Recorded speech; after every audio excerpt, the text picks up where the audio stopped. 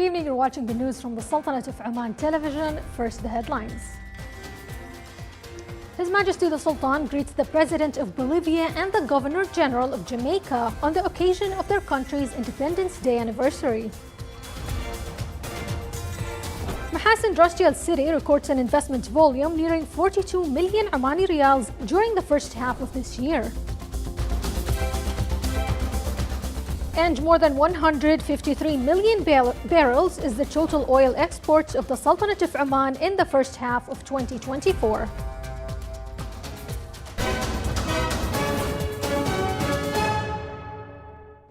Those are the headlines. Now for the news in detail. His Majesty Sultan Haytham bin Tariq sent a cable of greetings to His Excellency President Luis Alberto Arce of the plurinational state of Bolivia on the occasion of his country's Independence Day anniversary. His Majesty the Sultan sent a similar cable to His Excellency Dr. Patrick Linton Allen, Governor General of Jamaica, on the occasion of his country's Independence Day anniversary.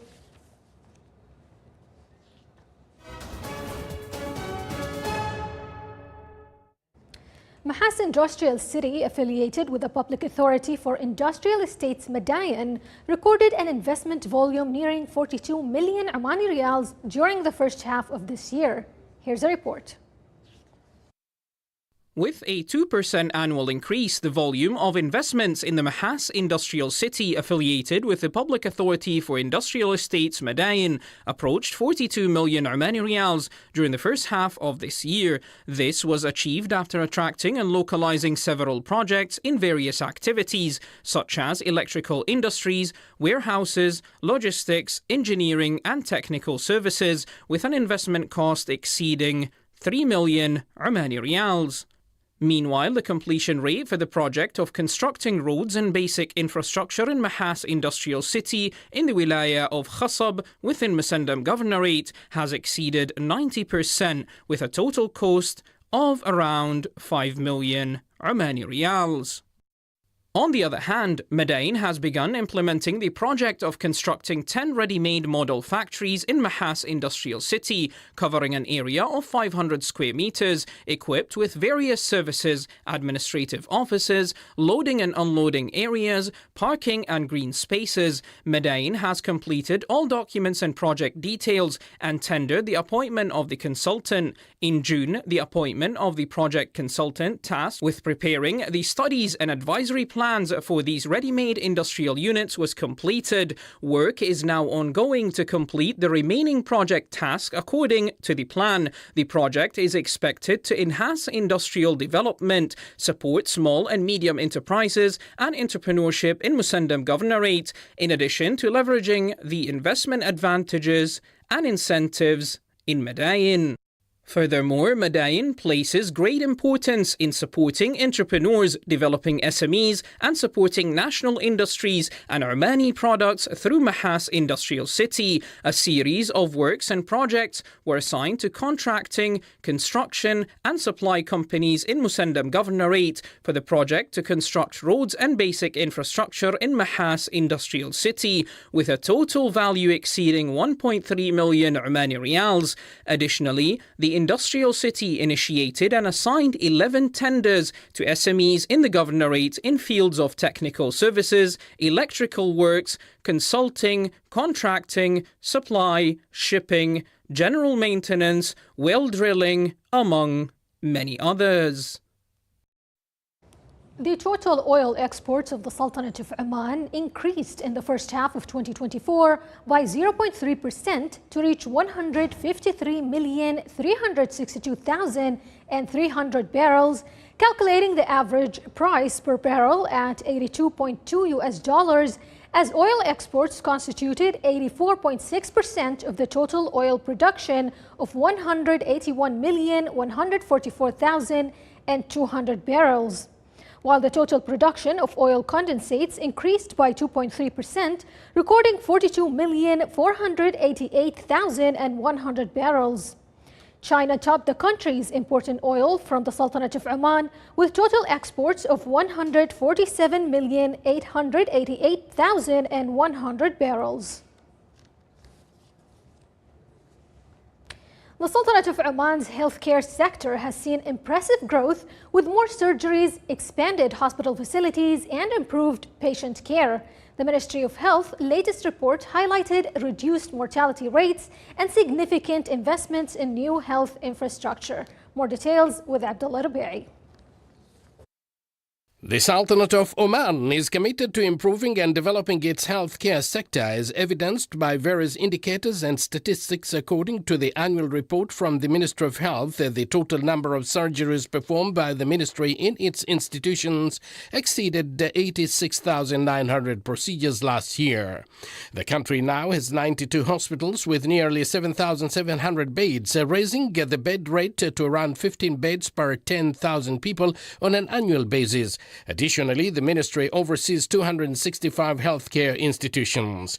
The report also highlighted a significant increase in the Ministry of Health's expenditures, which rose by over 1 billion Omani riyals, reflecting a year-on-year increase of more than 24%.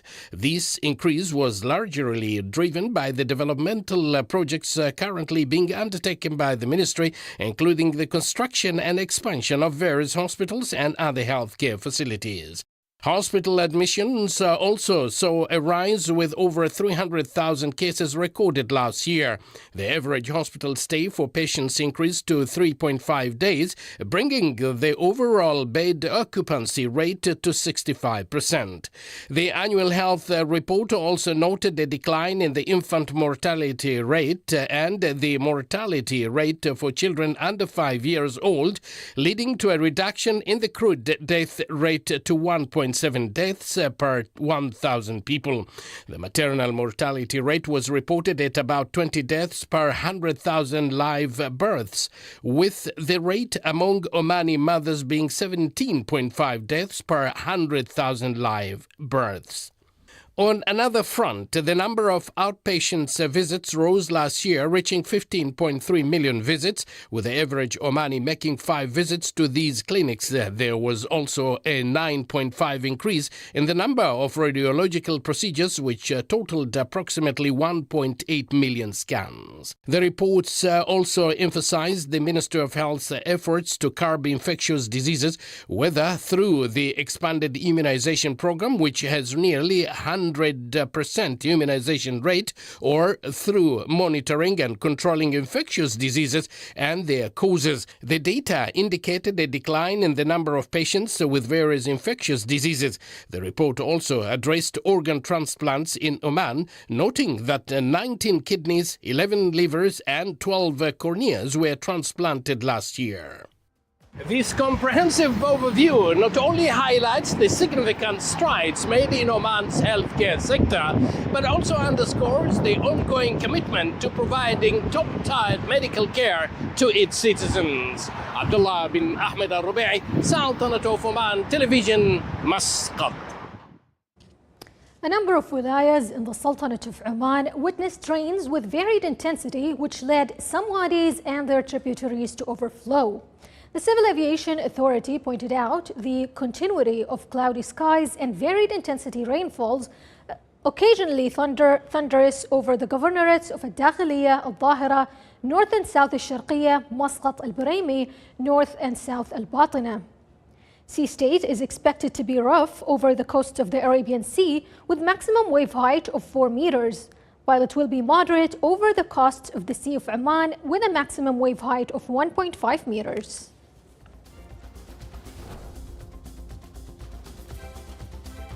Still to come in our news bulletin. The Royal Army of Oman Band achieves the first place in the second stage of Scottish Pipe Band Championship held in Scotland.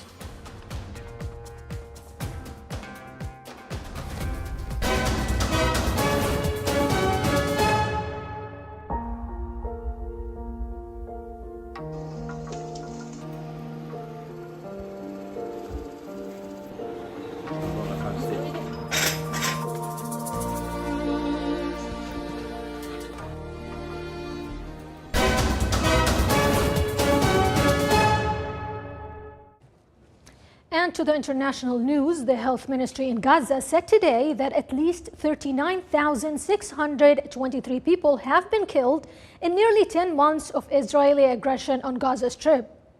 The toll includes 40 deaths in the past 24 hours, according to the ministry figures, which also lists 91,469 people as having been wounded in the Gaza Strip since the war began on October 7.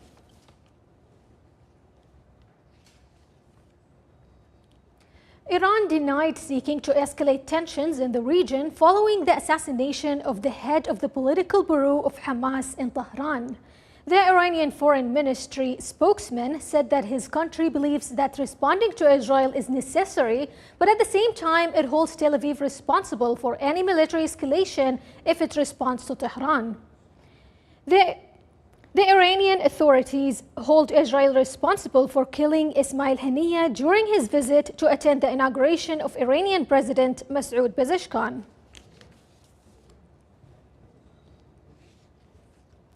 The Group of Seven issued a statement as follows.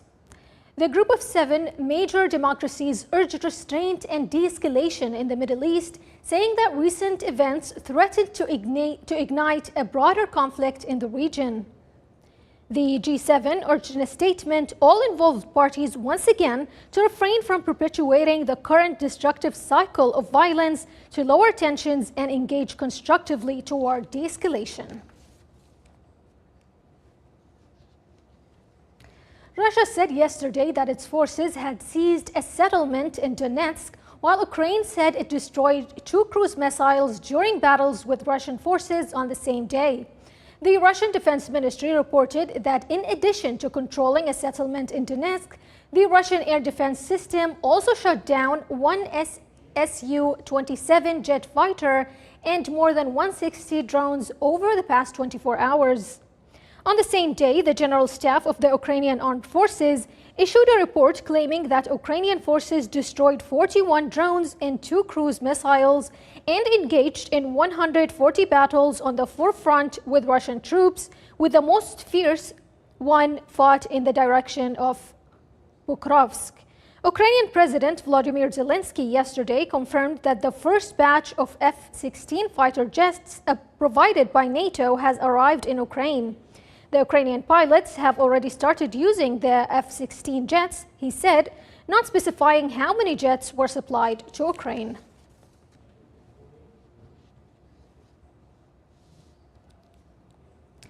Bangladesh Prime Minister Sheikha Hasina has resigned and left the country today. Army Chief General said in a televised address that Hasina, 76, had left the country and that an interim government would be formed. Meanwhile, at least 6 people were killed in clashes between police and protesters in the Jatrabari and Dhaka Medical College areas today. The overall death toll from clashes in Bangladesh has risen to at least 300 people after 94 died yesterday in the deadliest day in weeks of anti-government demonstrations.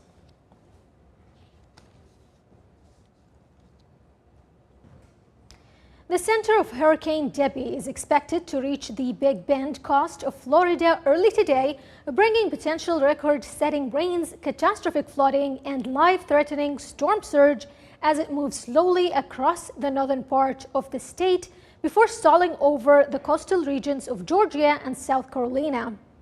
Debbie was located about 96 kilometers northwest of Cedar Key, Florida, with maximum sustained winds of 80 miles per hour. The storm was moving northeast at 10 miles per hour, according to the National Hurricane Center in Miami. Forecasters warned heavy amounts of rain from Debbie could spawn catastrophic flooding in Florida, South Carolina, and Georgia. The storm was expected to make landfall today morning in the Big Bend area of Florida, north of Tampa, according to the Hurricane Center.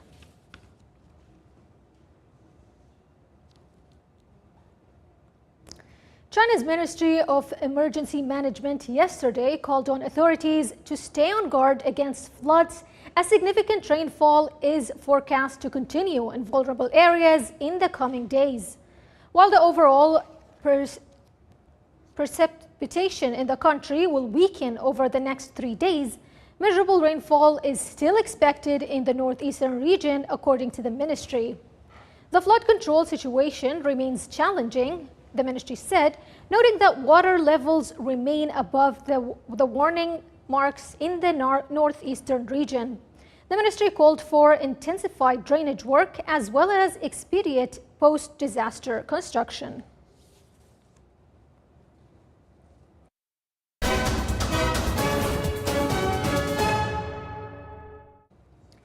The Royal Army of Oman Band achieved the first place in the second stage of Scottish Pipe Band Championship held in Scotland. This stage enables the band to perform in the advanced stages of the international music competition. Here's a report. Dundonald and Bridge of Allen towns have come alive with the sound of music and the excitement of cultural exchange. Nestled amidst the rolling green hills and historic landscapes of Scotland, these towns are hosting the international music competition, drawing in talented musicians from across the globe. Royal Army of Oman.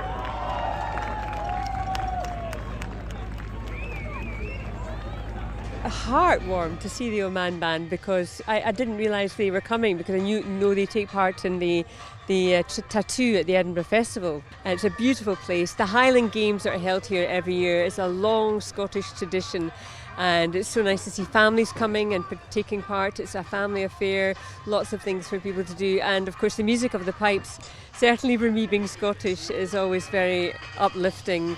The competition showcases a diverse range of musical genres, from classical symphonies to modern ensembles, all performed in venues that blend the rich heritage and natural beauty of all countries, participating in the Scottish Pipe Band Championship 2024.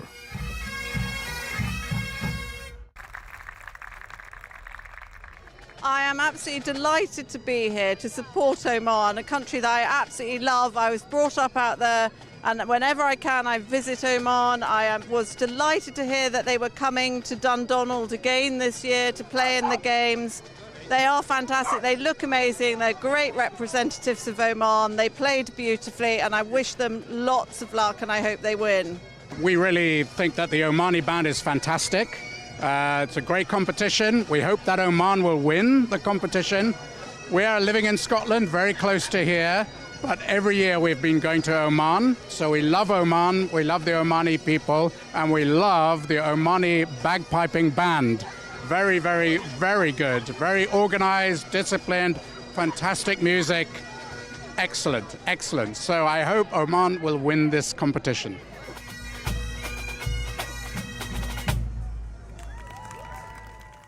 The Royal Army of Oman Band celebrates the new achievement here in Scotland and has shown a distinctive performance at the second stage of this competition. This remarkable success by the Royal Army of Oman Band is indeed a moment of pride and joy. Bridge of Allen City, Captain Nasser Al-Kalbani. This is the Sultanate of Oman television. Before we end tonight's bulletin, here's a recap of our main points. His Majesty the Sultan greets the President of Bolivia and the Governor General of Jamaica on the occasion of their country's Independence Day anniversary. Mahas Industrial City records an investment volume nearing 42 million Omani riyals during the first half of this year. And more than 153 million barrels is the total oil exports of the Sultanate of Oman in the first half of 2024. With that, we come to the end of tonight's bulletin. From all of us here at the newsroom and the studios, it's good night, and we'll see you next time.